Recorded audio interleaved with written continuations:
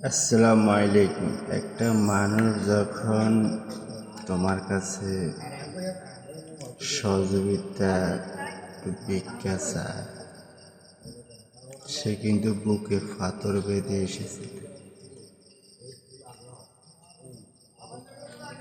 কিন্তু তুমি তো কোনো একদিন আল্লাহর কাছে 2 হাত উঠাই চাইছো। তোমার হয়তো বেশি দিছে, যারে কম দিছে সে তো হয়তো আল্লাহ তারে তোমার দুয়ারে ফাটাইছে। তোমার দিলের ভিতরে কি চলেতে যাবে, কি নিয়ে যাবে আর বলবে। আশা করি ভালো থেকেন। সালাম আলাইকুম।